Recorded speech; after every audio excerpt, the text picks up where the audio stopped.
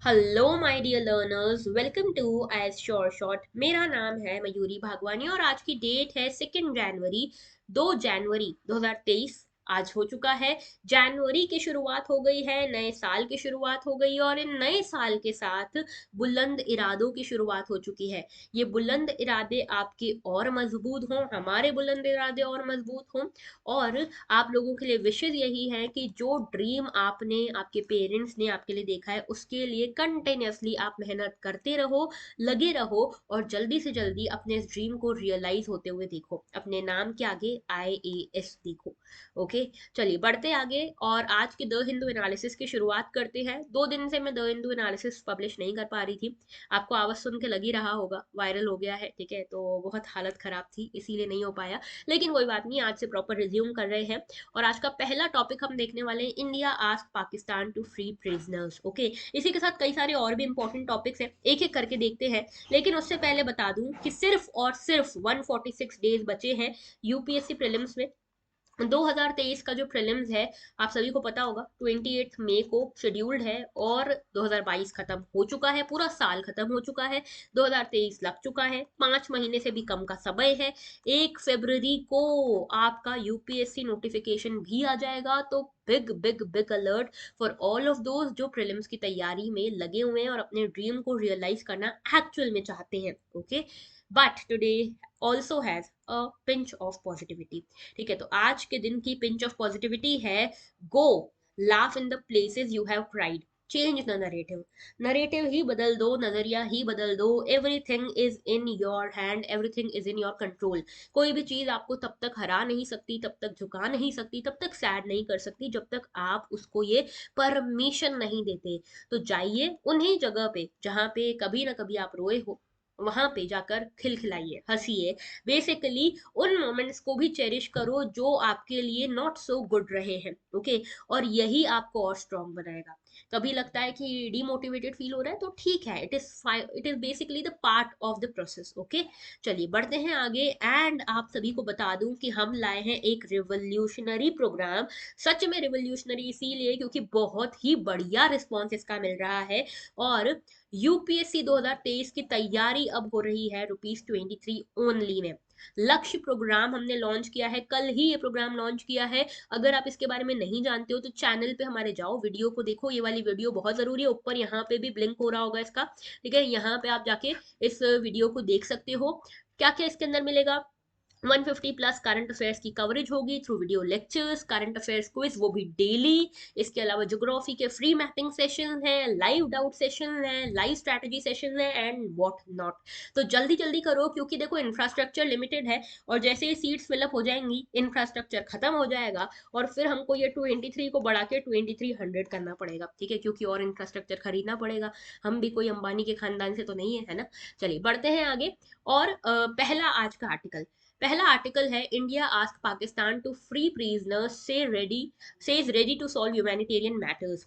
Basically हुआ क्या है, देखो एक रेगुलर एक्सरसाइज होती है, ठीक है, रेगुलर एक्सरसाइज होती है इंडिया और पाकिस्तान के बीच में according to an agreement of 2008। Okay, ये एग्रीमेंट जो है 2008 में साइन किया गया था जिसका नाम है कॉन्सुलर एक्सेस एग्रीमेंट। ठीक है, हर साल के 1 जनवरी और 1 जुलाई की तारीख को जितने भी प्रिजनर्स इंडिया में, पाकिस्तान के जितने भी प्रिजनर्स हैं और पाकिस्तान के देश में जितने भी इंडिया के प्रिजनर्स हैं, उनकी सारी जानकारी एक दूसरे के साथ साझा करता है, शेयर करती हैं दोनों कंट्रीज। तो इंडिया ने ये कहा है कि इंडिया पाकिस्तान की, पाकिस्तानी जो प्रिजनर्स हमारे देश में है उनकी सारी जानकारी हम तुम्हें दे रहे हैं, तुम हमें हमारे लोगों की जानकारी दो और हम सारे जो भी इश्यूज ह्यूमैनिटेरियन मैटर्स हैं उनको हम एक्चुअल में सॉल्व करना चाहते हैं। ठीक है, तो इन्होंने एक दूसरे के साथ प्रिजनर्स की लिस्ट शेयर की है according to the agreement of 2008 of consular access. Government ने कहा है कि इनका जल्दी से जल्दी रिलीज होना चाहिए क्योंकि बेसिकली देखो कोई भी प्रिजनर अगर पाकिस्तान में है और इंडिया ने ये कंफर्म कर दिया है, वेरीफाई कर दिया है कि भाई ये प्रिजनर हमारे देश का है, तो फिर किस बात की कमी है, किस बात की वेट करना, है ना। यहाँ पे जो प्रिजनर था उसने अपनी सजा पूरी कर ली है, जिस भी जुर्म में उसको अंदर किया गया था उसने अपनी सजा पूरी कर ली है ह्यूमैनिटेरियन ग्राउंड पे, अब उसको अपने देश भेज देना चाहिए। इंडिया ने वेरीफाई कर दिया तो अब जल्दी से जल्दी हो जाना चाहिए। तो इंडिया ने इसी की चीज की डिमांड की है कि जितने भी सिविलियन प्रिजनर्स हैं, मिसिंग इंडियन डिफेंस पर्सनल हैं, फिशरमैन हैं, इन सभी को जल्दी से जल्दी इंडिया भेजा जाए और इसे फास्ट ट्रैक करने को कहा गया है पाकिस्तान को, ठीक है।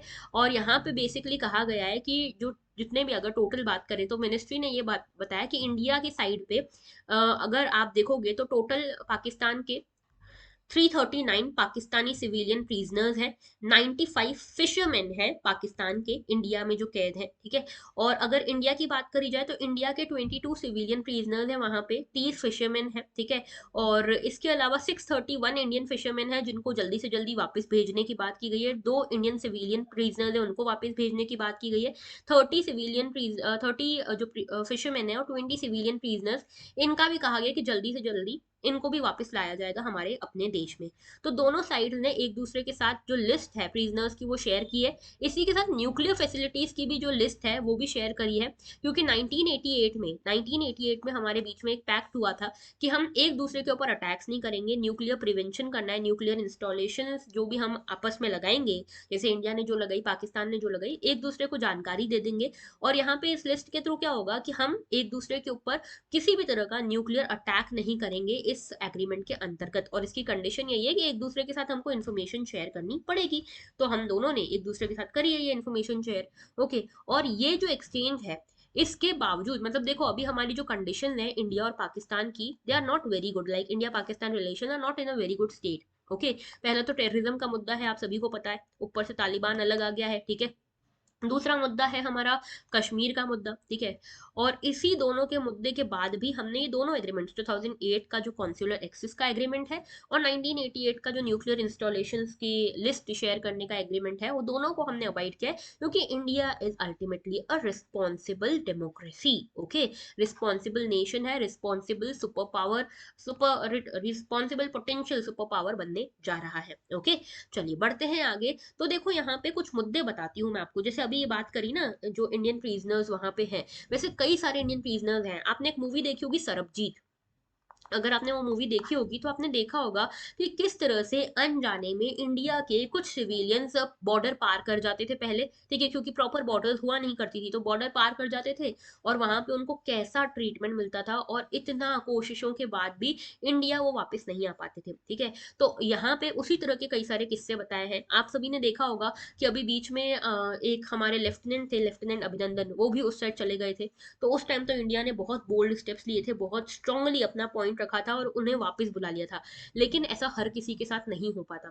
जैसे एक फिशरमैन थे, वागा चौहान इनका नाम था, ये पाकिस्तान की ही कस्टडी में इनकी डेथ हो गई दिसंबर 2015 में। और इनके सिर्फ मॉर्टल्स को, इनकी सिर्फ बॉडी को लाने के लिए इंडिया में अप्रैल 2016 तक का टाइम लग गया। वैसे ही लातिफ कासिम समा थे, ठीक है, इन्होंने गलती से पाकिस्तान की बॉर्डर क्रॉस कर दी थी 2018 में, और इनका सेंटेंस जो था वो खत्म हो गया था 2019 में। लेकिन उसके बाद भी, मतलब 13 साल के बाद भी यहाँ पे काफी, सॉरी, उसके बाद भी काफी टाइम तक उनको कोई एक्सेस नहीं मिला। इनफैक्ट उनका लंबा लंबा टाइम कट गया, उनको कोई एक्सेस नहीं मिला। तीसरी चीज, फिशरमैन फ्रॉम सौराष्ट्र रीजन, कई बार क्या होता है, जो गुजरात के पास सौराष्ट्र रीजन है वहां से कई सारे फिशरमैन पार कर देते हैं कई बार इंडियन वाटर्स को, गलती से पाकिस्तान के वाटर्स में चले जाते हैं। अब वाटर में थोड़ी ना बाउंड्री होती है, तो वहां पे भी उनको अरेस्ट कर लिया जाता है और बहुत बुरा व्यवहार होता है। धर्म सिंह कश्मीर से थे, अननोइंगली 2003 में इन्होंने बॉर्डर पास कर दी थी, बॉर्डर को क्रॉस कर दिया था। 18 साल हो गए इनको पाकिस्तान के प्रिजन में, ठीक है। और तब भी अभी तक कुछ इनका आने जाने का कुछ पता नहीं है, ठीक है। तो इतने सारे ऐसे केसेस हैं, लिस्ट बहुत लंबी है, ठीक है। अगर बात करें एग्रीमेंट्स की तो 2008 में इंडिया और पाकिस्तान ने agreement on consular access sign किया। सेक्शन 4 था इस एग्रीमेंट का, जो बोलता है कि दोनों गवर्नमेंट्स एक दूसरे के साथ कॉन्सुलर एक्सेस एक दूसरे के सिटीजन्स को, एक दूसरे के प्रिजनर्स को देंगी बेसिकली। और यहाँ पे 3 महीने, विद इन 3 मंथ्स, कोई भी सिटीजन किसी भी कंट्री का अगर अंडर अरेस्ट है, डिटेंशन में है, इम्प्रीजनमेंट में है दूसरी कंट्री में, तो उसे ये कॉन्सुलर एक्सेस दिया जाए। जैसे कि अगर इंडिया का कोई प्रिजनर पाकिस्तान में है, ठीक है, तो पाकिस्तान गवर्नमेंट ये नहीं रोक सकती कि इंडिया का कॉन्सुलर एक्सेस उस पर्सन को ना मिले, ओके।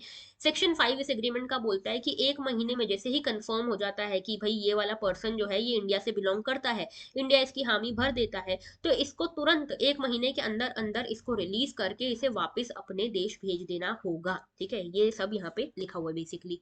देन बात करते हैं नेक्स्ट इशू की, डेंजर ऑफ डीप फेक्स। ये डीप फेक क्या है, देखो बेसिकली ये साइंस एंड टेक से रिलेटेड है, पेपर 3 से रिलेटेड है, द हिंदू की न्यूज है, ओके। और यहाँ पे artificial intelligence manipulated digital media की यहाँ पे बात हो रही है, ठीक है, ये बात हो रही है कि किस तरह से अभी का टाइम इन्फोडेमिक का साइन है, डेमिक का टाइम है। इन्फोडेमिक यानी कि अभी बहुत ज्यादा डिस इन्फॉर्मेशन फैल रही है, ठीक है, डिस इन्फॉर्मेशन, गलत इन्फॉर्मेशन फैल रही है, और इसी डिस इन्फॉर्मेशन के कारण कई सारे नुकसान हैं।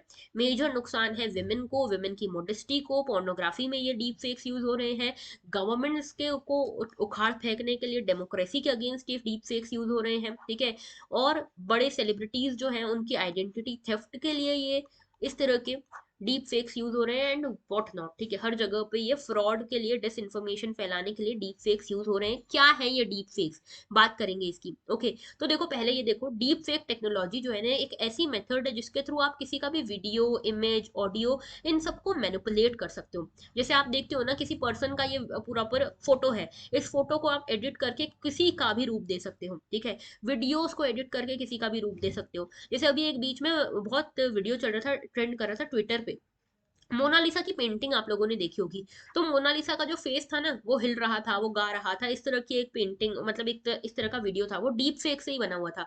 तो इमेजेस, ऑडियोज, इन सबको आप मैनिपुलेट कर सकते हो, और पावरफुल कंप्यूटर्स के थ्रू, डीप लर्निंग के थ्रू ये कर सकते हो। जैसे अगर मैं अभी जो कुछ भी बोल रही हूँ, इसको आप डीप फेक आर्टिफिशियल इंटेलिजेंस के थ्रू मेरी आवाज को अमिताभ बच्चन की आवाज में बदल सकते हो, और ऐसा लगेगा कि अमिताभ बच्चन आपको ये लेक्चर डिलीवर कर रहे हैं, ठीक है। तो ये सब ऑडियो वीडियो सब कुछ चेंज हो सकता है, ओके। और इससे फेक न्यूज बहुत फैलती है, फाइनेंशियल फ्रॉड्स बहुत आसानी से हो सकते हैं। It is basically one of the cyber crime, ठीक है, जो आर्टिफिशियल इंटेलिजेंस टेक्नोलॉजी का यूज करता है। जो डीप फेक है ये ओरिजिनेट हुआ था 2017 में, ठीक है, जब एनोनिमस रेडिट यूजर ने इसको डीप फेक बुलाया था। इसी के साथ में गूगल ने, यहाँ पे एक यूजर ने गूगल का जो open source deep learning technology है उसे मैनिपुलेट किया और उसी से पोर्नोग्राफिक वीडियोस जनरेट कर दिए। तो डीप फेक टेक्नोलॉजी बेसिकली आज के टाइम पे बहुत नेफेरियस पर्पसेस के लिए, बहुत नेगेटिव पर्पसेस के लिए यूज किया जा रहा है। जैसे सेलिब्रिटी पोर्नोग्राफिक वीडियोस बनाने के लिए, इलेक्शन मैनिपुलेशन के लिए, होवाक्स क्रिएट करने के लिए, स्कैम क्रिएट करने के लिए, सोशल इंजीनियरिंग के लिए, ऑटोमेटेड डिस इन्फॉर्मेशन अटैक्स के लिए, आइडेंटिटी थेफ्ट के लिए, फाइनेंशियल फ्रॉड एंड हर चीज के लिए, ठीक है। डीप फेक टेक्नोलॉजी जो है ये आपको, ये बड़ी बड़ी पर्सनालिटीज को इम्पर्सोनेट कर सकती है, ठीक है। जैसे फॉर्मर प्रेसिडेंट बराक ओबामा के डीप फेक्स बने हैं, डोनाल्ड ट्रंप के, प्राइम मिनिस्टर नरेंद्र मोदी के, एलन मस्क के, इन सभी के डीप फेक्स मार्केट में बहुत चले हैं, ठीक है। बेसिकली क्या हुआ, डिस इन्फॉर्मेशन फैली, फेक न्यूज फैली, ओके। होता कैसे है, तो देखो ये एक महिला है जो स्माइल कर रही है ना, और ये एक आदमी है, लड़का है जो सैड है। अब डीप फेक क्या कर सकता है, इन दोनों के नोशन, इन दोनों के फेशियल एक्सप्रेशंस को बदल सकता है। मतलब फोटो ये है, लेकिन आपको एक्चुअल फोटो ऐसी देखने को मिलेगी, लड़की स्माइल कर रही है, लड़की सैड दिखेगी, और लड़का सैड है, लड़का स्माइल करता हुआ दिखेगा। ये क्या हुआ, ये मैनिपुलेशन हो गया ना फोटो का। इस तरह से डीप फेक्स काम करते हैं। तो यहाँ पे बेसिकली ये फोटो एनकोडर में जाएगी, एनकोडर में यहाँ पे एक्सचेंज किए जाएंगे एक्सप्रेशन, डिकोडर के बाद ये इस तरह के फोटोज क्रिएट होंगे, ठीक है। तो बिल्कुल नोशन चेंज हो सकता है, ओके। तो अभी तक इंडिया में इसको लेकर कोई भी स्पेसिफिक लेजिस्लेशन नहीं है। कुछ प्रोविजन इंडियन पीनल कोड में जरूर है, जिसमें सोशल मीडिया कंटेंट मैनिपुलेशन को लेकर यहाँ पे क्रिमिनलाइजेशन के प्रोविजन है। आईटी एक्ट है 2000 का, जिसमें साइबर क्राइम्स को कवर किया हुआ है। आईटी इंटरमीडियरी गाइडलाइन रूल्स है 2018 के, जो कि बेसिकली कंटेंट मैनिपुलेशन से डील करते हैं। इसी के साथ यहाँ पे गाइडलाइन ये भी बताते हैं कि अगर कोई भी इंटरमीडिएट कंपनी है, अगर वो देखती है कि कोई भी इलीगल कंटेंट है, तो उनकी डिलीजेंस बनती है, उनकी जिम्मेदारी बनेगी कि उसे हटाया जाए। और 2018 में गवर्नमेंट ने कुछ रूल्स भी प्रपोज किए हैं सोशल नेटवर्क्स के मिसयूज को रोकने के लिए, ओके। बात करते हैं आगे, अब देखो आर्टिकल की बात कर लेते हैं। अभी क्या हो रहा है ना, डिस इन्फॉर्मेशन और होवाक्स बहुत फैल रहा है, होवाक्स यानी कि हवा बहुत फैल रहा है।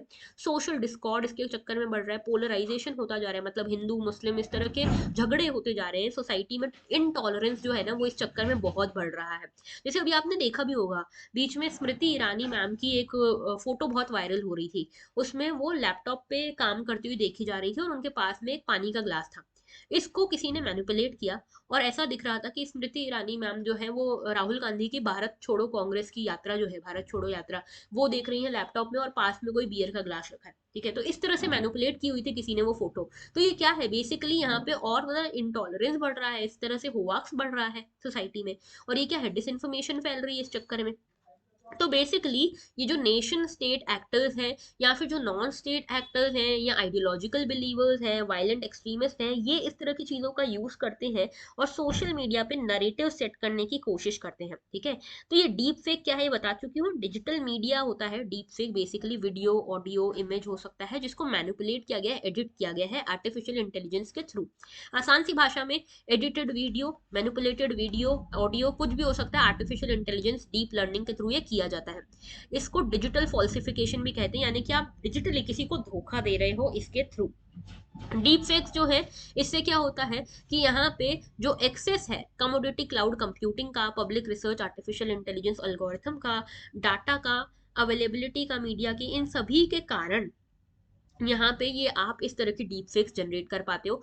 Artificial intelligence is the major thing. Okay, यहाँ पे artificial intelligence generated synthetic media होता है ये। ठीक है, और इसके थ्रू आप किसी की भी रेपुटेशन डैमेज कर सकते हो, किसी का भी आप एविडेंस जो है उसको फैब्रिकेट कर सकते हो, पब्लिक जो है उसको फ्रॉड कर सकते हो, अंडरमाइन कर सकते हो सारे ट्रस्ट डेमोक्रेटिक इंस्टीट्यूशन में। ठीक है, जैसे हमने देखा होगा कि इलेक्शंस के दौरान उल्टे सीधे वीडियोस बाहर आते हैं जो पॉलिटिशियन, उनके कई सारे वीडियोस फेक होते हैं। ठीक है, तो ये वीडियोस जो हैं ये क्या कर सकते हैं, पब्लिक ओपिनियन को चेंज कर सकते हैं, डेमोक्रेसी को हार्म कर सकते हैं। ओके, अच्छा ये विक्टिम्स कौन होते हैं? मेनली देखा गया है कि 96% डीप फेक टेक्नोलॉजी अगर यूज की जा रही है तो वो पोर्नोग्राफिक वीडियोस बनाने के लिए यूज की जा रही है, जहां पे 135 मिलियन व्यूज ऐसी पोर्नोग्राफिक वीडियोस को मिल रहे हैं जो कि सेलिब्रिटी पोर्नोग्राफिक वीडियोस हैं, जो एडिटेड है, मैनिपुलेटेड है, रियल नहीं है। ओके, इसमें बेसिकली विमेन को टारगेट किया जा रहा है।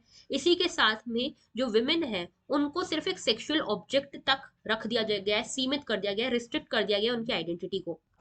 तो इसमें बेसिकली हो यूं रहा है कि विमेन की मॉडेस्टी यहाँ पे हार्म हो रही है, उन्हें सिर्फ एक सेक्सुअल ऑब्जेक्ट की तरह ट्रीट किया जा रहा है, इमोशनल डिस्ट्रेस उनको बहुत फेस करना पड़ रहा है, कई सारे केसेस में लोगों को डिफेमेशन के कारण फाइनेंशियल लॉस फेस करना पड़ता है, एंड जॉब लॉस वगैरह बहुत सारी चीजें हो सकती है। ओके, इसी के कारण एंटी सोशल बिहेवियर यहाँ पे देखा जा रहा है लोगों का, क्रिमिनल्स का।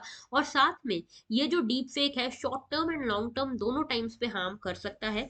ये एक पावरफुल टूल है जिसके थ्रू कोई भी पर्सन एक अनसर्टेनिटी क्रिएट कर सकता है पूरे देश में, डिप्लोमेसी के यहाँ पे जो रास्ते हैं वो बंद हो सकते हैं, इंटरनेशनल रिलेशन में प्रॉब्लम्स आ सकती हैं इसके कारण। ओके, और इसी के कारण आप देखते हो इन्फ्लेमेटरी स्पीचेस यहाँ पे बनाई जाती है, खुद से गढ़ी जाती है, और उसके कारण सोसाइटी का माहौल खराब करने की कोशिश होती है। सोल्यूशन यही है कि मीडिया लिटरेसी दी जाए। मीडिया लिटरेसी का मतलब यह है लोगों को पहचान परख करना सिखाया जाए कि कौन सी चीज सही है, कौन सी चीज गलत है। डिस इन्फॉर्मेशन भी कोई चीज होती है, इसको कैसे कॉम्बैट करना है, डीप फेक्स को कैसे कॉम्बैट करना है, ये सिखाया जाए लोगों को। ओके, और यहाँ पे मीनिंगफुल रेगुलेशंस लगाया जाए, लोगों के साथ कोलैबोरेटिव डिस्कशन हो, टेक्नोलॉजिकल इंडस्ट्रीज के साथ, सिविल सोसाइटी के साथ, पॉलिसी मेकर्स के साथ, कि यहाँ पे प्रॉपर सोल्यूशन इसके लिए हम ला सकें। सोशल मीडिया प्लेटफॉर्म्स की बात करें तो यहाँ पे डीप फेक का जो इशू है उसे रिजॉल्व करने के लिए सोशल मीडिया को भी आगे आना चाहिए। यहाँ पे इजी टू यूज और एक्सेसिबल टेक्नोलॉजी हमको चाहिए जिसके थ्रू हम डिटेक्ट कर सके कि ये डीप फेक है, जिसके थ्रू हम डिटेक्ट कर सके कि ये झूठी है, तस्वीर जो है झूठी है या वीडियो जो है वो झूठी है। और इसी के साथ being a citizen, also responsible citizen, हमारी ये भी जिम्मेदारी बनती है कि हम कोई भी चीज हमारे पास आती है सोशल मीडिया पे तो पहले उसे चेक कर ले, वेरीफाई कर ले, फिर ही उसको आगे शेयर करें। ठीक है, नहीं तो इन्फोडेमिक का जो हिस्सा है वो हम भी बन रहे हैं। ओके, पूरा मुद्दा ये था। नेक्स्ट इशू की तरफ बढ़ते हैं। नेक्स्ट इशू जो है वो है भीमा कोरेगांव वॉर मेमोरियल को लेकर। तो basically Bhima Koregaon war memorial का यहाँ पे सब लोग पहुंचे, यहाँ पे जो मेजरली अम्बेडकराइट्स हैं, जो अम्बेडकर जी में बहुत मानते हैं, वो लोग यहाँ पे पहुंचे। ओके, और यहाँ पे भीमा कोरेगांव बैटल जो है उसकी एनिवर्सरी थी। बेसिकली कौन सी एनिवर्सरी, 205th एनिवर्सरी थी, और उसी लिए इस वॉर मेमोरियल पे सभी लोग पहुंचे। ठीक है, यहाँ पे लोग पहुंचे, लाखों में लोग पहुंचे। ठीक है, और यहाँ पे रणस्तंभ जो है पुणे में, इसके आसपास यहाँ लोग पहुंचे, यहाँ पे ट्रिब्यूट दिया गया महार सोल्जर्स को। और 1818 में जो बैटल लड़ी गई थी उसके लिए यहाँ पे महार सोल्जर्स को ट्रिब्यूट दिया गया, क्योंकि महार सोल्जर्स जिसमें जीते थे। तो भीमा कोरेगांव जो बैटल थी, ये बहुत इंपॉर्टेंट बैटल है हमारे कल्चर की, हमारे हिस्ट्री की। हमारे हिस्ट्री में ये बहुत इंपॉर्टेंट इसीलिए क्योंकि एक टाइम पे जब अनटचेबल्स को एकदम एक्सक्लूड कर दिया जाता था सोसाइटी से, तब इन अनटचेबल्स को ब्रिटिशर्स ने अपनी आर्मी का पार्ट बनाया। और ये ब्रिटिशर्स का एक युद्ध हुआ पेशवाज के साथ। ओके, और इस पेशवाज में ये ब्रिटिशर्स जीत गए। तो ब्रिटिशर्स के जीतने के पीछे जो एक्चुअल हाथ था वो इन लोगों का था, अनटचेबल्स का, जो सो कॉल्ड अनटचेबल्स है। ठीक है, अब अनटचेबल तो कुछ नहीं होता, लेकिन सो कॉल्ड अनटचेबल्स जो है उनका हाथ था, यानी कि महार कम्युनिटी जो है उनका हाथ था, दलित कम्युनिटी का हाथ था। और इसको जो हमारे बी आर अम्बेडकर, बाबा साहेब अम्बेडकर जी हैं, उन्होंने ये कहा था कि ये जो है ये बताता है कि भाई देखो, कोई भी समाज का तबका पावरफुल ऐसा नहीं है कि पावरलेस होता है, या उसके पास कोई राइट्स नहीं होते, या वो कुछ कर नहीं सकता, ऐसा नहीं होता है। ठीक है, तो इस महार, इसको यहाँ पे ब्रिटिश विन के हिसाब से नहीं, महार कम्युनिटी की विक्ट्री के फॉर्म में सेलिब्रेट किया जा रहा था। और अंबेडकर जी जो है वो 1927 में इस मेमोरियल पे आए भी थे, और इन्होंने बोला था कि ये प्राइड का मुद्दा है। ठीक है, ये दलित कम्युनिटी के प्राइड का मुद्दा है।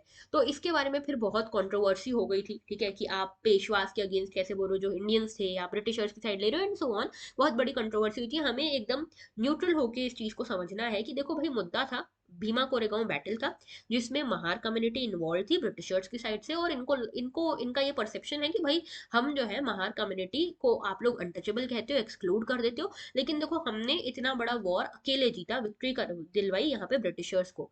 तो इसीलिए ये मुद्दा इंपॉर्टेंट हो जाता है। भीमा कोरेगांव बैटल के बारे में जान लेते हैं। ये जो बैटल है भीमा कोरेगांव में फॉट की गई थी, लड़ी गई थी। पुणे में एक जगह है भीमा कोरेगांव। तो यहाँ पे स्ट्रॉन्ग हिस्टोरिकल दलित कनेक्शन है, क्योंकि एक साइड पे थे पेशवा फोर्सेस और दूसरी साइड पे थे ब्रिटिशर्स। 1818 को ये वॉर लड़ी गई थी, 1 जनवरी को। तो ये जो वॉर लड़ी गई थी, इसमें ब्रिटिशर्स की साइड से पार्टिसिपेट किया था, जो सोल्जर्स थे वो महार कम्युनिटी से थे। ठीक है, दलित सोल्जर्स थे। और यहाँ पे पेशवास के अगेंस्ट उन्होंने लड़ाई लड़ी। पेशवास जो थे upper caste dominated Peshwa army थी। ठीक है, तो यहाँ पे ब्रिटिशर्स ने जब पेशवास को हराया, तो ये नोशन गया, ये परसेप्शन गया कि महार्स ने अपर कास्ट पेशवास को हराया है। ठीक है, तो यहाँ पे ये जो विक्ट्री है उसको ऐसा देखा जा रहा था कि कास्ट बेस्ड डिस्क्रिमिनेशन के ऊपर विक्ट्री है, ऑपरेशन के ऊपर विक्ट्री है। ठीक है, और पेशवास जो है उनका ये भी एलिगेशन लगते हैं कि पेशवास जो है वो महार दलित्स को बहुत ऑप्रेस करते थे। तो ये जो विक्ट्री हुई यहाँ पे महार्स की, वो ऐसी माना जा रहा है कि कास्ट बेस्ड डिस्क्रिमिनेशन के अगेंस्ट जो विक्ट्री है, और जो ऑपरेशन है, सेंस ऑफ आइडेंटिटी की ये विक्ट्री है बेसिकली। ओके, और इसी के साथ जो डिवाइड एंड रूल पॉलिसी थी ब्रिटिशर्स की, वो और स्ट्रांग हो गई। ठीक है, क्योंकि हमारी सोसाइटी में कई सारे डिवाइड्स आ गए, कई सारे टुकड़े पैदा हो गए, कई सारे जो फिजर्स थे वो पैदा हो गए, और यहाँ पे एक कास्ट दूसरी कास्ट से इस तरह से लड़ने लग गई थी। ओके, और इसके जो निशान हैं वो आज तक भी हमारे देश में विजिबल होते हैं। Excessive caste and religious discrimination हमारे देश में आज भी प्रेजेंट तो है, हालांकि कॉन्स्टिट्यूशन हमारा अलाउ नहीं करता। बात करते हैं कि भीमा कोरेगांव दलित सिंबल कैसे है। तो देखो, जो बैटल थी वो दलित्स का प्राइड का सिंबल है, इसीलिए क्योंकि यहाँ पे कंपनी फोर्स जो थी, ईस्ट इंडिया कंपनी जो थी, वो महार्स को उन्होंने एम्प्लॉय किया एज अ सोल्जर। ओके, और पेशवा जो थे ये ब्राह्मण थे, तो ये अपर कास्ट हो गए, और महार जो थे वो सो कॉल्ड लोअर कास्ट में आते थे। तो यहाँ पे इन दोनों के बीच में जब लड़ाई हुई, और जब दलित जीत गए ब्राह्मण से, ये लड़ाई बेसिकली पेशवाज और ब्रिटिशर्स की थी ही नहीं। ठीक है, ये लड़ाई जो थी ये ब्राह्मण्स वर्सेस महार्स की हो गई थी। और इसीलिए यहाँ पे दलित सिंबल का एक आइडिया यहाँ पे आता है। 1 जनवरी 1927 को बी आर अम्बेडकर जो थे वो भी इस मेमोरियल पे पहुंचे, और उन्होंने बोला कि भाई महार्स जो है उनके लिए एक प्राउड का मुद्दा है ये। ओके, चलिए बात करते हैं नेक्स्ट इशू की। यहाँ पे नेक्स्ट इशू की बात हो रही है बैड लोन्स के बारे में। तो हमारे जो फाइनेंस मिनिस्टर जी हैं, निर्मला सीतारमण जी, उन्होंने पार्लियामेंट को बताया है कि 10 लाख करोड़ रुपए से ज्यादा का इस बार 5 सालों में एनपीए हुआ है। ठीक है, बैड लोन हुआ है, और ये जो बैड लोन है इसको राइट ऑफ किया जा रहा है। ठीक है। इसमें से बेसिकली ये कहा गया कि जो नेशनल असेट रिकंस्ट्रक्शन कंपनी थी, इन्होंने अनाउंस किया था, इसमें अनाउंस किया गया था कि जो यूनियन बजट है उसमें ये अनाउंस किया गया था कि एक असेट रिकंस्ट्रक्शन कंपनी बनाएंगे जो कि स्ट्रेस्ड लोन्स को रिकवर करेगी, रिजॉल्व करेगी 2 लाख करोड़ तक के। ठीक है। अच्छा, अब याद रखना कि ये जो मुद्दा है इकोनॉमी से रिलेटेड है। बैड लोन क्या होता है? देखो भाई, बैड लोन वो होता है जिसको काफी लंबे टाइम से सर्विस नहीं किया गया है, यानी कि इसका लोन जो है, इसका ना इंटरेस्ट वापस आया ना प्रिंसिपल वापस आया है, कुछ भी वापस नहीं आया, जो एग्रीमेंट हुआ था वो फुलफिल ही नहीं हुआ है। 2009 में आरबीआई ने नॉर्म्स बनाए, कुछ कैटेगरीज सेट आउट करी, एनपीए वगैरह। तो क्या है ये कैटेगरीज बता देती हूँ पहले। ठीक है, तो देखो भाई, एनपीए क्या होता है? Non performing asset. मतलब समझो कि अगर कोई बैंक है, ये बैंक है, ठीक है, अगर ये बैंक जो है आपको लोन दे रहा है, अगर ये आपको बैंक लोन दे रहा है, मतलब आपके लिए, इस पर्सन के लिए जिसने लोन लिया, उसके लिए लोन लाइबिलिटी है क्योंकि इसको वापस चुकाना है। लेकिन बैंक के लिए तो ये लोन असेट है। असेट कैसे है ये लोन? क्योंकि यहाँ पे ये जो बैंक है, इसको वापस तो मिलेगा ये लोन, और साथ में इसको इंटरेस्ट भी कमा के दे रहा है ये लोन, तो इसके लिए तो असेट हुआ ना बैंक के लिए। लेकिन कई बार ये असेट जो है ना, ये परफॉर्म नहीं कर पाता, यानी कि ये इंटरेस्ट तो छोड़ो, ये खुद का पैसा भी वापस नहीं ला पाता। इसीलिए कई बार इसको नॉन परफॉर्मिंग असेट कह दिया जाता है।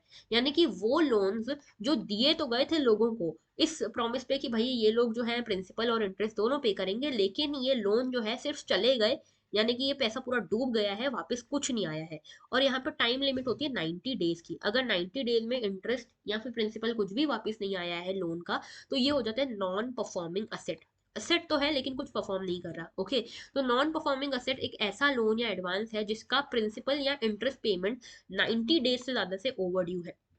बैंक्स जो है इसको क्लासिफाई कर देते हैं एनपीए को। जैसे एक होता है सब स्टैंडर्ड असेट, यानी कि 12 महीने या उससे कम समय हुआ है एनपीए को। डाउटफुल असेट, यानी कि 12 महीने का समय हो गया है। और लॉस असेट, यानी कि 12 महीने से ज्यादा का समय हो गया और बैंक ये समझ चुका है कि ये पैसा तो बिल्कुल नहीं आना है, तो ये हो गया है लॉस असेट। ओके, अब इसको कलेक्ट नहीं किया जा सकता।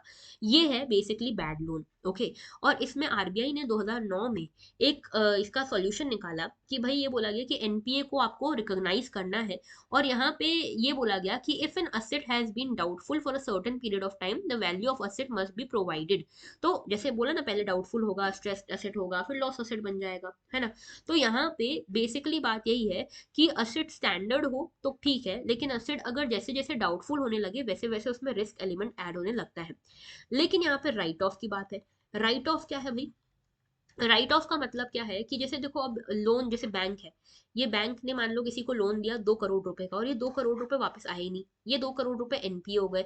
यानी कि असेट तो है बैंक की लिस्ट में, बैंक के जो शीट्स है, बैलेंस शीट्स है, उसमें तो ये बता रहा है कि भाई ये जो बैंक है इसने 2 करोड़ रुपए का किसी को लोन दिया हुआ है। ठीक है, अभी इस ये परफॉर्म नहीं कर रहा, ये अलग बात है। अब बैंक ये बोलेगा कि भाई मैंने जबरदस्ती इसको असेट लिखा हुआ है, मुझे तो कुछ फायदा हो नहीं रहा है, और इस पे मुझे टैक्स भी भरना पड़ेगा गवर्नमेंट को, तो इससे अच्छा ये करता हूँ कि इसको असेट की कैटेगरी से निकाल देता हूँ। तो राइट ऑफ करना मतलब यही है कि आप ये बोल रहे हो कि जो भी लोन आपका एनपीए हो गया है उसको आप असेट नहीं मान रहे हो आप। ठीक है।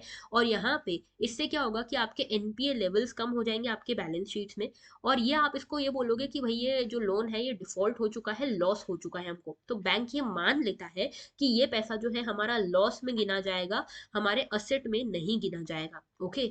और इससे क्या होता है कि एक तो क्लैरिटी मिलती है काम करने की, दूसरी चीज ये कि लॉस हो गया है तो अब इसके ऊपर टैक्स थोड़ी भरा जाएगा, तो टैक्स लायबिलिटी भी कम हो जाती है बैंक की। और लोन जो राइट ऑफ किया जाता है वो बेसिकली डिपॉजिटर्स की ही मनी थी। ठीक है, जो पैसा लॉस हो गया, जो आपने लोन में दिया था, अल्टीमेटली वो पैसा किसका है? डिपॉजिटर का है, जिसने पैसे जमा किए तो उसका पैसा है।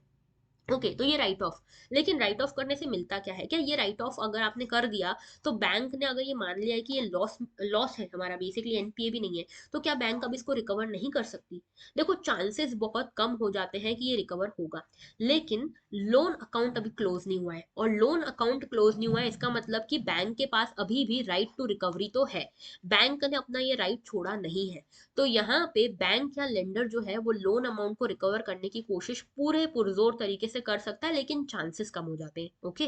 तो मुद्दा ये है कि यहाँ पे लास्ट 5 साल में कितना हमारे बैड लोन्स रहे हैं, और यहाँ पे बताया गया है कि भाई बहुत सारे लोन हैं जो अभी राइट ऑफ कर दिए गए हैं शेड्यूल कमर्शियल बैंक से। ये टोटल रहे हैं 10 लाख करोड़ रुपए के आसपास। ठीक है, जिसमें से 1 लाख करोड़ रुपया लगभग रिकवर हुआ है। और ये जो है टोटल एनपीए का सिर्फ 13% है, मतलब अभी भी बाकी 87% एनपीए एग्जिस्ट करता है, ठीक है। और यहाँ पे अभी इनको कैसे रिकॉग्नाइज किया जाए या क्या नीड है इसको, तो बैंकिंग सिस्टम में गवर्नमेंट और रेगुलेटरी अथॉरिटीज को अगर अच्छे से समझना है कि फाइनेंशियल सिस्टम की हेल्थ कैसी चल रही है, तो एनपीएस को रिकॉग्नाइज करना जरूरी है, ठीक है। और कैसे फिक्स कर सकते हैं हम, देखो इंडिया बहुत यहाँ पे अग्रेसिव हो गया था बैड लोन्स को रिकॉग्नाइज करने में 2015 के टाइम पे। और यहाँ पे पीरियोडिक असेट क्वालिटी रिव्यू होने लगा कि आपकी जो असेट क्वालिटी है, फाइनेंशियल जो आपका इकोसिस्टम है वो कैसा चल रहा है, उसके लिए रिव्यू होने लगा है। तो क्या इसको रिकॉग्नाइज करना मदद करेगा? देखो ट्रांसपेरेंट रिकॉग्निशन अगर होगा तो मदद बिल्कुल करेगा, क्योंकि यहाँ पे हमको पता चलता जाएगा कि हम कहाँ पे लैग कर रहे हैं, ठीक है। तो रिकॉग्निशन करना है, रिजॉल्व करना है, रिकैपिटलाइजेशन एंड रिफॉर्म, ये 4R याद रखना। क्या क्या? Recognition, resolution, recapitalisation and reform, ठीक है। ये 4 चीजें हमको करनी है। बढ़ते हैं नेक्स्ट मुद्दे की तरफ, नेक्स्ट इशू की तरफ, एग्रीकल्चर से रिलेटेड है। सेंटर और स्टेट ने बेसिकली हाथ मिला लिया है मिलेट कंजप्शन को बढ़ावा देने के लिए। तो आप लोगों को पता होगा कि यूएन में 2023 को मनाया जा रहा है as the international year of millets, ठीक है। ये कैसे मनाया जा रहा है, यूएन के पास कहाँ से ये आइडिया आया? तो इंडिया ही ये आइडिया लेके गया था कि भैया ऐसा करना चाहिए। क्यों? क्योंकि मिलेट्स बड़े सस्टेनेबल और बड़े इको फ्रेंडली, बड़े ही आराम से उगाए जाने वाले क्रॉप है। तो बेसिकली इंडिया में वेरियस स्टेट्स और यूनियन टेरिटरी साथ में आए हैं, ठीक है। और इन्होंने इंटरनेशनल ईयर ऑफ मिलेट्स में कई सारी स्कीम्स का सोचा है कि यहाँ पे फोकस्ड मंथ रखेंगे हर किसी के लिए, एक एक स्टेट के लिए एक एक फोकस्ड मंथ होगा 2023 में, जिसमें मिलेट्स के प्रोडक्शन को यहाँ पे इंक्रीज करने की कोशिश की जाएगी। अवेयरनेस कैंपेन्स लगाएंगे और इसके थ्रू कल्टीवेशन बढ़ाने की कोशिश करेंगे यहाँ पे मिलेट्स की बात कर लेते हैं। तो मिलेट देखो, एक मेजर मिलेट्स इंडिया में कौन कौन से हैं? एक तो ज्वार है जिसको सोरघम कहते हैं, बाजरा है जिसको पर्ल मिलेट कहते हैं, रागी है जिसको फिंगर मिलेट कहते हैं। बहुत बहुत फेमस है हमारे इंडिया में, स्पेशली नॉर्थ इंडिया का जो रूरल एरिया है वहाँ पे ये क्रॉप्स जो है ज्वार, रागी और ये बाजरा बहुत फेमस है, ठीक है। इंडिजिनियस वेराइटीज की बात करें स्मॉल मिलेट्स में, तो कोड़ो, कुटकी, चेन्ना, सानवा, ये सब आते हैं। हमारे इंडिया में इंडस वैली सिविलाइजेशन से ये मिलेट्स मिल रहे हैं 3000 बीसी के टाइम से। और ये एंशियंट फूड ग्रेन है, पहले पहले जो प्लांट्स उगाए गए थे, फूड का डोमेस्टिकेशन हुआ था तो यही उगाया गया था। क्लाइमेटिक कंडीशंस कैसी चाहिए? शॉर्ट ग्रोइंग सेशन सीजन चाहिए, 70 से 100 दिन होने चाहिए जो ग्रोइंग सीजन हो, ठीक है। और अगर आप पैडी या वीट की बात करोगे तो आपको 120 to 150 डेज चाहिए होते हैं ग्रोइंग सीजन वाले, मतलब कि जो मौसम हो वो इनके फेवरेबल हो इतने दिन वाला, ठीक है। तो शॉर्ट ग्रोइंग सीजन है इधर। और वाटर रिक्वायरमेंट भी कमी होती है, पुअर सॉइल में भी आप इसको ग्रो कर सकते हो, मिलेट को, खरीफ क्रॉप है ये, ओके। चलिए बढ़ते हैं आगे। तो बहुत सारे तरीके के हैं, पर्ल मिलेट है, फिंगर मिलेट है, बानयार्ड मिलेट है, little millet and so on, ठीक है। अच्छा, इंडिया जो है टोटल 20% वर्ल्ड का प्रोडक्शन जो है मिलेट्स का वो इंडिया में होता है। इसके अलावा नाइजीरिया है, फिर चाइना है। तो इंडिया, नाइजीरिया, चाइना है लार्जेस्ट प्रोड्यूसर है, जो 55% टोटल वर्ल्ड का प्रोड्यूस कर लेते हैं मिलेट, ओके। इसी के साथ मिलेट प्रोडक्शन में अभी अफ्रीका भी धीरे धीरे आगे आ रहा है। अगर इंडिया की बात करें तो 2020-21 में हमने 17.96 मिलियन टन मिलेट्स प्रोड्यूस किया है। देखिए कहाँ कहाँ पे मिलता है मिलेट, तो बेसिकली देखो यहाँ पे आपको दिखेगा मेनली हमारा राजस्थान और जो मध्य प्रदेश, गुजरात, महाराष्ट्र वाला जो रीजन है जहाँ पे बेसिकली पानी की कमी है, उन रीजन में आपको ज्यादा देखने को मिलता है ये, ओके। बढ़ते हैं आगे। नेक्स्ट इशू जो है that is about Europe. Europe में यूरो जोन में एक और कंट्री शामिल हो गई है, ठीक है। शेंगेन जोन में एक और कंट्री शामिल हो गई है। बेसिकली इंटरनेशनल रिलेशंस की न्यूज है, क्रोएशिया जो है वो शामिल हो गया है। क्रोएशिया का जरा, क्रोएशिया को एटलस में देख के मुझे बताना कि क्रोएशिया के आसपास कौन कौन सी कंट्रीज आती है, ये आज का आपका पहला क्वेश्चन है। जो लोग भी ये इसका आंसर करेंगे उनको लक्ष्य बैच में अलग से मेंटरशिप कॉल्स मिलेंगी, ठीक है। तो लक्ष्य बैच अगर आप लोगों ने ज्वाइन कर ली है तो बहुत बढ़िया, अगर नहीं करी है तो अभी फिर से एक रिमाइंडर है कि कर लेना, ओके। और इसमें अगर जो लोग भी इसका कंसिस्टेंटली पूरे महीने भर ये क्वेश्चंस का आंसर देते जाएंगे, उसमें से जो टॉप 5 लोग होंगे ना उनको मैं मेंटरशिप कॉल्स दूंगी, पर्सनलाइज्ड, ओके। चलिए ठीक है। तो क्रोएशिया के आसपास कौन कौन सी कंट्रीज है बताना जरा। और क्रोएशिया जो है वो यूरोप के इस बॉर्डरलेस जोन में शामिल हो गया है। इन्होंने भी यूरो जो है करेंसी अपना ली है, अपनी कूना करेंसी को टाटा बाय बाय बोल दिया है, और यूरो जोन के 20th मेंबर ये बन गए हैं। इसी के साथ पासपोर्ट फ्री शेंगेन जोन के भी 27th नेशन ये बन गए हैं। आपने देखा होगा यूरोपियन यूनियन के बारे में सुना होगा। यूरोपियन यूनियन के दो जोन है, जिसका नाम है, एक का यूरो जोन।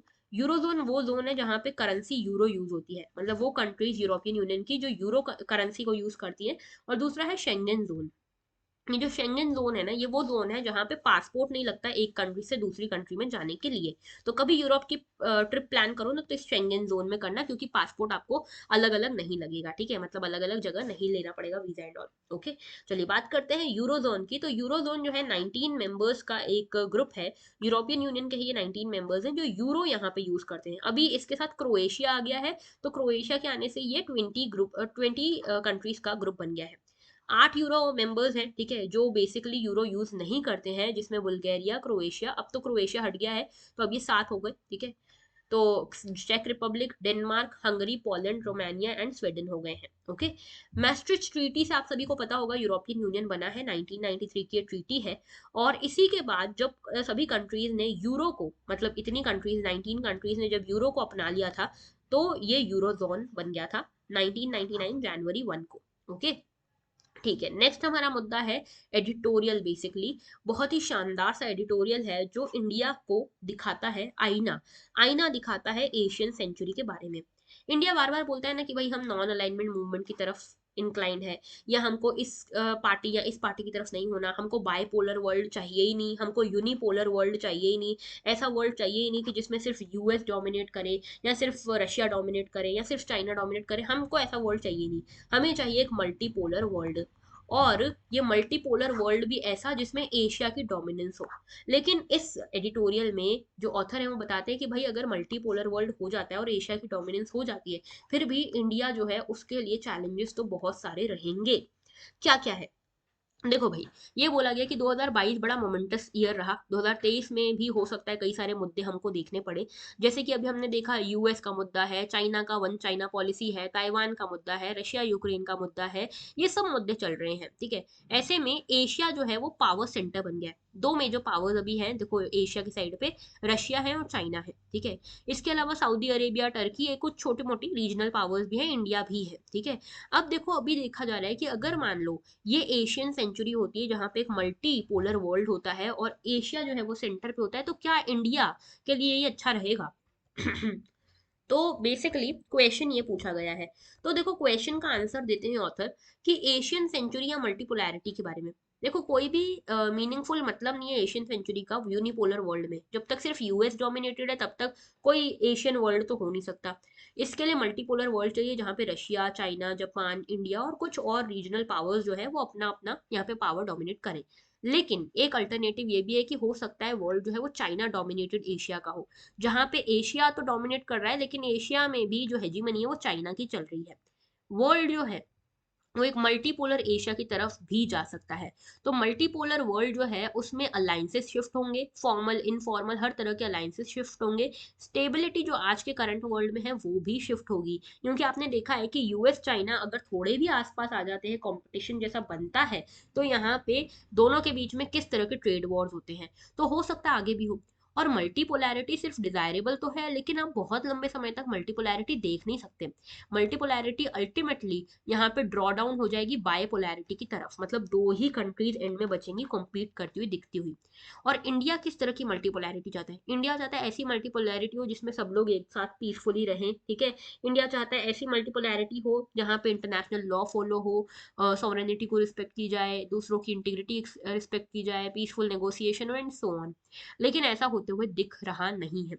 ऐसा इसीलिए क्योंकि अगर एशिया सेंटर स्टेज लेता है, कुछ समय तक तो रशिया वगैरह सब बाकी कंट्रीज, इंडिया वगैरह भी चलेंगी, लेकिन बाद में धीरे धीरे हो सकता है कि अल्टीमेटली ये लिस्ट डाउन हो जाए यूएस एंड चाइना तक ही। ओके, और अगर मान लो मल्टीपोलैरिटी आती भी है तो क्या क्या हो सकता है?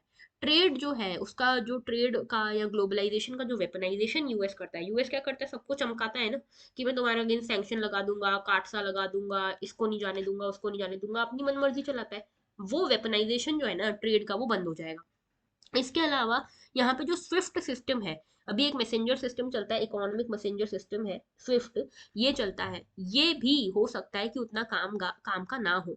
डॉलर बेस्ड जो ट्रेड है वो भी बदल सकता है और कोई नई करेंसी डोमिनेट कर सकती है, मे बी युआन, ओके, या फिर मे बी रिनमिंबी इसको डोमिनेट कर सकती है। लेकिन दिल्ली की डिलेमा, इंडिया की डिलेमा कम नहीं होने वाली है। क्यों कम नहीं होने वाली है? क्योंकि हमको ऐसे फिर ऑप्शंस के साथ डील करना पड़ेगा जो हम कभी नहीं चाहेंगे। या तो हो सकता है कि हमको ऐसी जगह पे एंगेज होना पड़े जहां हम बिल्कुल ना चाहें, जैसे कि हम जो है स्टेटस कोइस्ट व्यू है हमारा कि भाई पोल्स हो सकते हैं, तो एक तो यूएस हो गई और दूसरा पोल है तो रशिया हो सकता है। तो हमारा एक वर्ल्ड व्यू ये है जिसको हम चेंज करने की कोशिश करें तो भी आसानी से बदलता नहीं है। और इंडिया बोलता है कि भाई मल्टीपोलैरिटी हो तो पीसफुल हो, कंसेंशुअल हो, कोई कियोस वाली मल्टीपोलैरिटी ना हो। अब हर चीज तो ऐसे हो नहीं सकती है ना। तो इसीलिए न्यू दिल्ली के लिए ऐसा एक चीज हो सकती है कि वर्ल्ड जो हो यूएस और चाइना से डोमिनेटेड हो, आपस में दोनों एंटी हो, आपस में दोनों का कंपटीशन हो। और यहाँ पे चाइना जो है यूएस से बदले निकालने के लिए इंडिया के ऊपर वार करता जाए, क्योंकि इंडिया एकदम लगा हुआ स्टेट है, लगा हुआ कंट्री है चाइना से। तो चाइना को अगर यूएस को चमकाना है तो इंडिया को चमकाता रहे, ये कर सकता है क्योंकि इंडिया तो अल्टीमेटली यूएस का अलाय है। तो यहाँ पे नेक्स्ट डोर एडवर्सरी बन के रह सकता है इंडिया, और इंडिया को टारगेट करना चाइना के लिए बड़ा आसान होगा।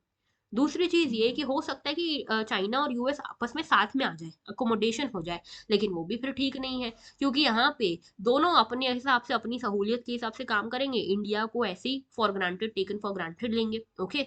और यहाँ पे ये जो G2 है, ग्रुप ऑफ टू बनने की कितने संभावना है कि यूएस और चाइना कितना साथ में आ सकते हैं? तो देखो, हो सकता है कि कुछ टाइम के लिए, टेम्पररी टाइम के लिए साथ में आए, जैसा कि रशिया यूक्रेन वॉर में जो यूएस है, जर्मनी है, उन्होंने चाइना को अकोमोडेट करने की कोशिश की।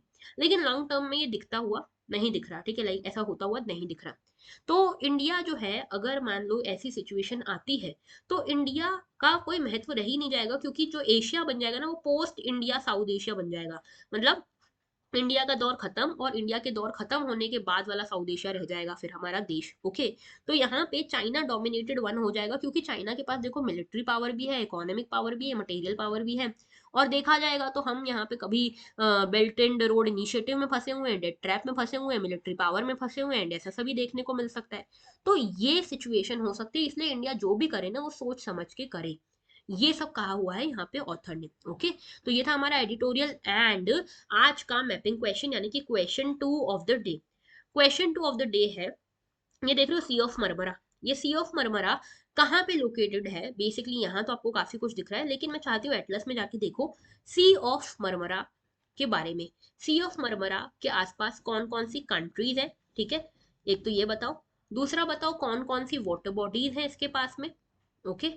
तीसरा मुझे बताओ कि कौन कौन से स्ट्रेट्स इसके आसपास है। ये तीन चीजें मुझे बताना। तो टोटल दो क्वेश्चन है आज के, दोनों ही क्वेश्चन मैपिंग से रिलेटेड है, बड़ा इंपॉर्टेंट है मैपिंग। और आपको बता दूं कि फ्री मैपिंग सेशन आपको मिलने वाले हैं लक्ष्य बैच में, तो आपको उसी के लिए तैयार कर रही हूँ मैं। ओके। चलिए बढ़ते हैं आगे। और अगर आप यूपीएससी सीएससी एग्जाम को शॉर्ट मैनर में क्लियर करना चाहते हो, क्रैक करना चाहते हो, तो चैनल को सब्सक्राइब करना बिल्कुल मत भूलना, वीडियो को लाइक करना, शेयर करना एंड कमेंट करना तो बिल्कुल मत भूलना। और अगर हमसे कनेक्ट करना चाहते हो तो ये सारे मीडियम ने, ये टेलीग्राम चैनल है, देखो टेलीग्राम चैनल को जरूर से ज्वाइन कर लेना। अगर चाहते हो लेक्चर्स की पीडीएफ पोस्ट करूंगी मैं भी, तो पीडीएफ अगर चाहते हो तो इसको ज्वाइन कर लेना। पीडीएफ पोस्ट करने का टाइम फिक्स कर रही हूँ 5 PM। ओके। अब 5 PM से पहले कोई मुझे मत बोलना कि 12 बजे कर दो, 1 बजे कर दो, ये नहीं होगा। 5 PM फिक्स हो रहा है। अदरवाइज क्या होता है ना, टाइम इधर उधर होता है, मैं पीडीएफ पोस्ट करना ही भूल जाती हूँ, कभी 5 बजे, कभी 9 बजे, कभी 12 बजे, ये मत करना। 5 PM फिक्स कर रहे हैं। ओके। चलिए, दैट वाज ऑल। अच्छा, एक और चीज, लक्ष्य प्रोग्राम अगर किसी को ज्वाइन करना है ना, तो ये वेबसाइट है, इस वेबसाइट पे जाओ, सामने सामने लक्ष्य प्रोग्राम दिख जाएगा करंट अफेयर्स वाली कैटेगरी में, वहां से इसको ज्वाइन कर लेना। Just in ₹23, limited time offer है, जो भी ज्वाइन करना चाहे जल्दी जल्दी कर लो। ओके।